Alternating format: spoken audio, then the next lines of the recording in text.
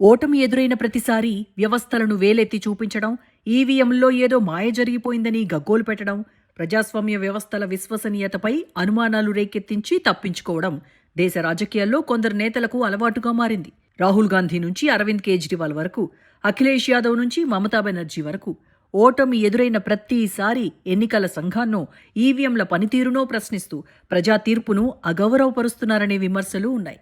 కానీ అదే విపక్షాలు ఈవీఎంల బూచిని పక్కన పెట్టి ఆధారాలు లేని నిందల ముసుగు తీసేసి క్షేత్రస్థాయిలో చెమటోడ్చి ప్రజా సమస్యలపై మైక్రో లెవెల్లో పోరాడితే ఎలాంటి అద్భుతాలు సృష్టించవచ్చో బీహార్లోని బంకీపూర్ అసెంబ్లీ ఉప ఎన్నిక రిజల్ట్ క్లియర్ కట్గా నిరూపించింది.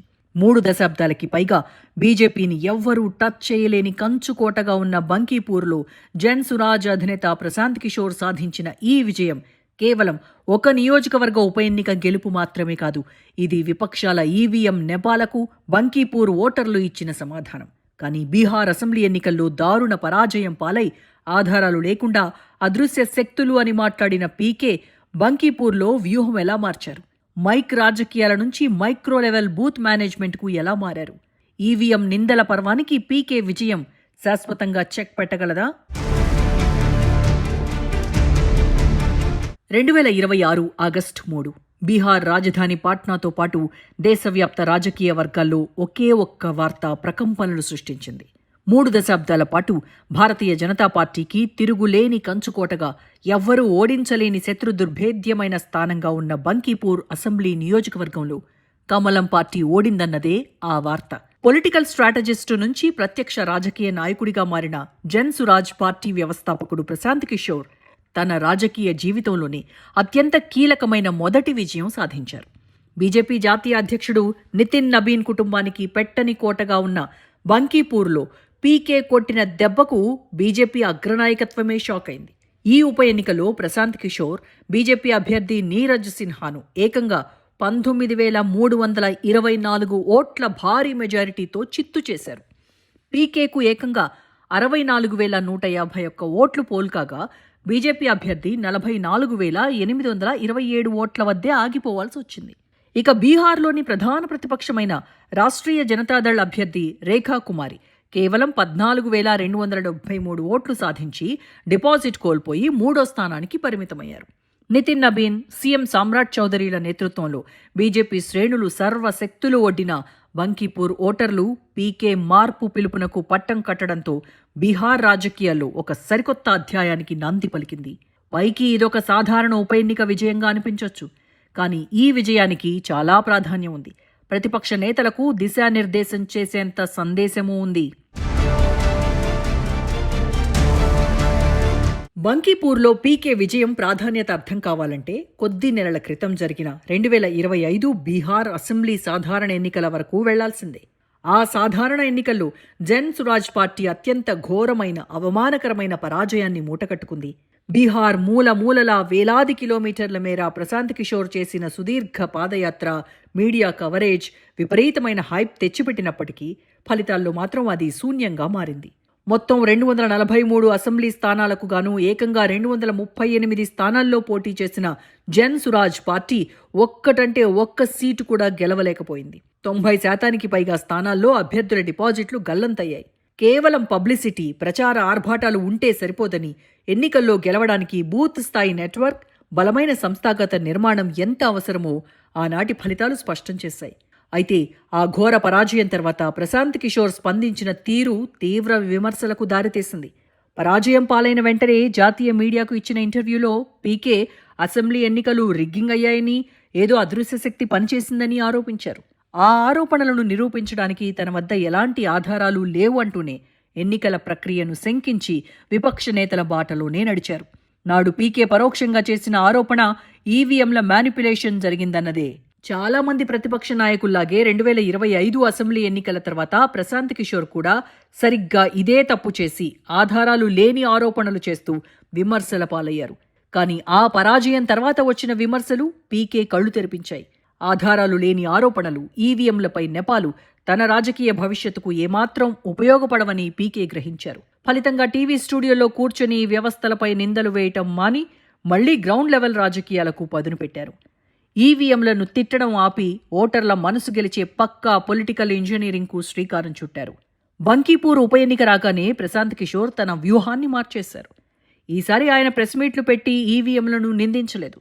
అదృశ్య శక్తుల గురించి మాట్లాడలేదు. అసెంబ్లీ ఎన్నికల నాటి తప్పులను విశ్లేషించుకుని బంకీపూర్ నియోజకవర్గాన్ని ఒక మిలిటరీ ఆపరేషన్ తరహాలో జల్లెడ పట్టడం ప్రారంభించారు. ప్రచార నోటిఫికేషన్కు 2 నెలల ముందే క్షేత్రస్థాయిలో రంగంలోకి దిగి ప్రతి వార్డులోనూ ప్రతి బూత్లోనూ బలమైన నెట్వర్క్ను నిర్మించుకున్నారు. మైక్ ప్రచారాలు, భారీ బహిరంగ సభల కంటే చిన్న చిన్న వీధి సమావేశాలు, డోర్ టు డోర్ ప్రచారం, టీ కొట్ల వద్ద ఓటర్లతో ముఖాముఖి చర్చలకే అత్యధిక ప్రాధాన్యత ఇచ్చారు. స్థానిక తాగునీటి ఎద్దడి, నిరుద్యోగం, డ్రైనేజ్ సమస్యలు, విద్యా వ్యవస్థలోని లోపాలపైనే పీకే ప్రచారం నడిచింది. దీనికి తోడు బీహార్ను ఊపేసిన నీట్ పేపర్ లీక్ వివాదాన్ని, యంగ్ ఓటర్స్లో ఉన్న అసంతృప్తిని పీకే సమర్థవంతంగా తమకు అనుకూలంగా మలుచుకున్నారు. ఫలితంగా 30 ఏళ్లుగా బీజేపీకే ఓటేసే సాంప్రదాయ అర్బన్ ఓటర్లు కూడా ఈసారి పీకే మార్పు ఎజెండాకే బ్రహ్మరథం పట్టారు. ఇక్కడే ప్రతిపక్షాలు నేర్చుకోవాల్సిన అతిపెద్ద పాఠం దాగి ఉంది. 2025 సాధారణ ఎన్నికల్లో పీకే ఓడిపోయినప్పుడు ఏ ఈవీఎంలు అయితే పనిచేశాయో, బంకీపూర్లో పీకే 19,000 పైచిలుకు మెజారిటీతో గెలిచినప్పుడు కూడా అవే ఈవీఎంలు అదే ఎలక్షన్ కమిషన్ పర్యవేక్షణలో పనిచేశాయి. మరి నాడు ఈవీఎంలు తప్పైతే నేడు పీకే విజయం సాధించినప్పుడు కూడా తప్పు కావాలి కదా. అప్పుడు పనిచేసిన అదృశ్య శక్తులు ఇప్పుడు ప్రశాంత్ కిషోర్ 19,000 మెజారిటీతో గెలుస్తుంటే ఎక్కడికి పోయాయి?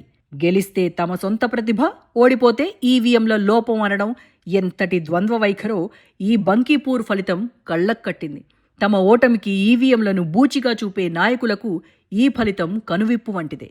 ఈవీఎంలపై నెపం నెట్టడం వల్ల విపక్షాలు తమ సొంత లోపాలను సరిదిద్దుకునే అవకాశాన్ని పూర్తిగా కోల్పోతున్నాయి. ఆరోపణలు విసిరి తప్పుకోవడం కాదు, లోపాలను సరిదిద్దుకొని క్షేత్రస్థాయిలో ప్రజల గుండెల్లో చోటు సంపాదించటమే గెలుపుకు ఏకైక మార్గమని బంకీపూర్ ఫలితం నిరూపించింది.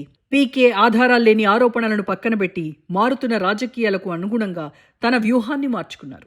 ఈవీఎంలను నిందించే పాత పద్ధతికి గుడ్ బై చెప్పి క్షేత్రస్థాయిలో పోరాటమే శరణ్యమని నమ్మారు. కాబట్టే 3 దశాబ్దాల బీజేపీ కంచుకోటను బద్దలు కొట్టి బీహార్ రాజకీయాల్లో థర్డ్ ఫ్రంట్కు తిరుగులేని పునాది వేయగలిగారు. మరి పీకే చేసింది దేశ రాజకీయాల్లో పవర్ సెంటర్లుగా ఫీల్ అయ్యే ప్రతిపక్ష నాయకులు ఎందుకు చేయలేకపోతున్నారు? కాంగ్రెస్ అగ్రనేత రాహుల్ గాంధీ 1000 కిలోమీటర్ల మేర సుదీర్ఘమైన భారత్ జోడో యాత్రలు చేశారు. నగరాలు, గ్రామాలు తిరుగుతూ లక్షలాది మంది ప్రజలను కలిశారు. ఈ యాత్రలు ఆయనకు విపరీతమైన పబ్లిసిటీ తెచ్చిపెట్టాయి. మీడియాలో హెడ్లైన్లు ఇచ్చాయి. కెమెరాల ముందు భారీ జనసందోహాన్ని చూపించాయి. కానీ ఆ జనాదరణ అంతా ఎన్నికల రోజు ఓట్ల రూపంలో ఎందుకు మారడం లేదో కాంగ్రెస్ నాయకత్వం ఆలోచించడం లేదు. యాత్రలతో సృష్టించిన రాజకీయ అనుకూల వేవ్లను, పోలింగ్ రోజున ఓటర్ను బూత్ దాకా తీసుకెళ్లే బలమైన సంస్థాగత నిర్మాణాన్ని కాంగ్రెస్ పట్టించుకోకపోవడమే దీనికి కారణం. కేవలం మైక్ ముందు మాట్లాడి రోడ్లపై నడిస్తే సరిపోదు. ఓటర్ను బూత్కు తెచ్చే గ్రౌండ్ లెవెల్ యంత్రాంగం లేకపోతే ఏ పాదయాత్ర అయినా నిష్ప్రయోజనమేనని రాహుల్ అనుభవం స్పష్టం చేస్తోంది. రాహుల్ గాంధీ అనుసరిస్తున్న వ్యూహాల్లో ప్రధాన లోపం మైక్రో లెవెల్ బూత్ మేనేజ్మెంట్ పూర్తిగా లోపించడమే. ప్రచార సమయంలో వేలాది మందితో సభలు పెట్టి టీవీల్లో ముఖాలు చూపిస్తే గెలిచే రోజులు పోయాయి. ప్రస్తుత రాజకీయం పోలింగ్ బూత్ కేంద్రంగా నడుస్తోంది. బూత్ స్థాయిలో ఏ కుటుంబం ఏ సమస్యతో ఉంది, వారికి ఏ హామీ రీచ్ అవుతోంది, పోలింగ్ రోజున ప్రజలను బూతులకు తీసుకొచ్చి ఓటు వేయించే బాధ్యత ఎవరిది అన్న వ్యవస్థ కాంగ్రెస్లో దాదాపు కనుమరుగైందని గత 3 లోక్సభ ఎన్నికల ఫలితాలే చెబుతున్నాయి. ఈ కీలకమైన కనెక్టివిటీ లేకుండా ఏళ్ల తరబడి రోడ్లపై ఎన్ని పాదయాత్రలు చేసినా ఎన్నికల్లో విజయ తీరాలకు చేరడం అసాధ్యమనే చేదు నిజాన్ని గ్రాండ్ ఓల్డ్ పార్టీ ఇప్పటికీ గ్రహించకపోవడమే అతిపెద్ద సమస్య అని ప్రశాంత్ కిషోర్ బంకీపూర్ రిజల్ట్ స్పష్టం చేస్తోంది. ఇక ఆమ్ ఆద్మీ పార్టీ చీఫ్ అరవింద్ కేజ్రీవాల్ తీరు కూడా ఇందుకు మినహాయింపేమీ కాదు. ఎన్నికల్లో ఆశించిన ఫలితాలు రాకపోతే కేజ్రీవాల్ సైతం ఈవీఎంల మంత్రమే పఠిస్తారు. పంజాబ్లోనో ఢిల్లీలోనో ఆప్ ఘన విజయం సాధిస్తే అది ప్రజాస్వామ్య విజయం అని కొనియాడే ఆయన రాజస్థాన్, గుజరాత్ లేదా ఇతర రాష్ట్రాల్లో డిపాజిట్లు గల్లంతైతే ఈవీఎంల మాయాజాలం అని నిందిస్తారు. స్థానిక ప్రాంతాల్లో బలమైన ద్వితీయ శ్రేణి నాయకత్వాన్ని నిర్మించకుండా కేవలం ఉచిత పథకాల ప్రచారాన్ని నమ్ముకొని ఓడిపోవడం, ఆ తర్వాత ఎన్నికల వ్యవస్థపై బురద చల్లటం కేజ్రీవాల్ రాజకీయ ద్వంద్వ నీతికి అద్దం పడుతోంది. ఇక మరో విపక్ష నేత యూపీలో సమాజ్వాదీ పార్టీ అధినేత అఖిలేష్ యాదవ్ పరిస్థితి కూడా అంతే. సాంప్రదాయ యాదవ ముస్లిం ఓటు బ్యాంక్ సమీకరణలను మాత్రమే నమ్ముకుని ఆయన ప్రచారాలు సాగిస్తుంటారు. సమాజంలోని ఇతర వర్గాలను కలుపుకొని పోయేందుకు కావలసిన వినూత్న బూత్ స్థాయి ఇంజనీరింగ్ను అమలు చేయడంలో పదే పదే విఫలమవుతున్నారు. బీజేపీ సాంప్రదాయేతర ఓటర్లను సైతం తమ వైపు తిప్పుకుంటుంటే అఖిలేష్ మాత్రం పాత సమీకరణలతోనే ఎన్నికలకు వెళ్లి బొక్కబోర్లా పడుతున్నారు. ప్రతి ఎన్నికల ఫలితాల తర్వాత లక్నోలోని పార్టీ కార్యాలయంలో ప్రెస్ మీట్ పెట్టి ఈవీఎంల నిందలు వేయటం ఆయనకు పరిపాటిగా మారింది. ఈ రకమైన స్వయంకృత అపరాధాలే ఆయనను అధికారానికి దూరం చేస్తున్నాయి. ఢిల్లీలో బీజేపీని ఓడించడమే తన లక్ష్యమని శపథాలు చేసే మమతా బెనర్జీ తీరు అంతే. బెంగాల్లో 15 ఏళ్లు తిరుగులేని విజయాలు సాధిస్తూ వచ్చిన మమత ఇటీవల జరిగిన అసెంబ్లీ ఎన్నికల్లో దారుణంగా పరాజయం పాలైనప్పుడు కూడా రిగ్గింగ్ ఆరోపణలే చేశారు. విచిత్రమేంటంటే మమత బెంగాల్ సీఎంగా కొనసాగుతున్నప్పుడు అంటే 2011, 2016, 2021 అసెంబ్లీ ఎన్నికల్లో తిరుగులేని విజయాలు సాధించినప్పుడు కూడా జాతీయ రాజకీయాల్లో వచ్చిన ఫలితాలపై ఇవే విమర్శలు చేశారు. గోవా, త్రిపుర, మేఘాలయ వంటి రాష్ట్రాల్లో తృణమూల్ కాంగ్రెస్ను విస్తరించే క్రమంలో బలమైన క్యాడర్ నిర్మాణంపై దృష్టి పెట్టకుండా ప్రచార ఆర్భాటాలకే ప్రాధాన్యమిచ్చారు. ఫలితంగా ఆయా రాష్ట్రాల్లో దారుణ పరాజయం ఎదురైనప్పుడు కేంద్ర ప్రభుత్వం, ఎన్నికల కమిషన్ ఈవీఎంలే కారణమని విమర్శలు చేస్తూ కాలయాపన చేశారామె. ఇలా ఓటమికి గల అసలు కారణాలను సమీక్షించుకోకుండా ఈవీఎంలను బూచిగా చూపిస్తూ తమ సొంత సంస్థాగత లోపాలను కప్పిపుచ్చుకోవడమే ప్రతిపక్ష నేతలందరి అతిపెద్ద బలహీనతగా మారింది. ఇదే సమయంలో భారతీయ జనతా పార్టీ మాత్రం ఎన్నికలను ఒక శాస్త్రీయమైన సైనిక తరహా వ్యూహంతో ఎదుర్కొంటూ వరుస విజయాలు సాధిస్తోంది. అందుకు కారణం బీజేపీ అమలు చేసే పన్నా ప్రముఖ్, సప్తరిషి వంటి బూత్ స్థాయి వ్యూహాలే.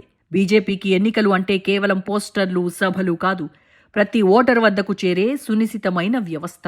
ఢిల్లీ నుంచి గల్లీ స్థాయి వరకు ఒక క్రమశిక్షణ కలిగిన క్యాడర్తో పోలింగ్ రోజున ఓట్లుగా మలచటం ద్వారా వారు పదే పదే విజయాన్ని తమ సొంతం చేసుకుంటున్నారు.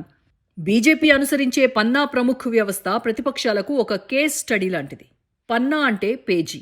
ఓటర్ల జాబితాలోని ఒక్కో పేజీకి ఒక్కో స్పష్టమైన కార్యకర్తను ఇన్ఛార్జిగా నియమిస్తారు.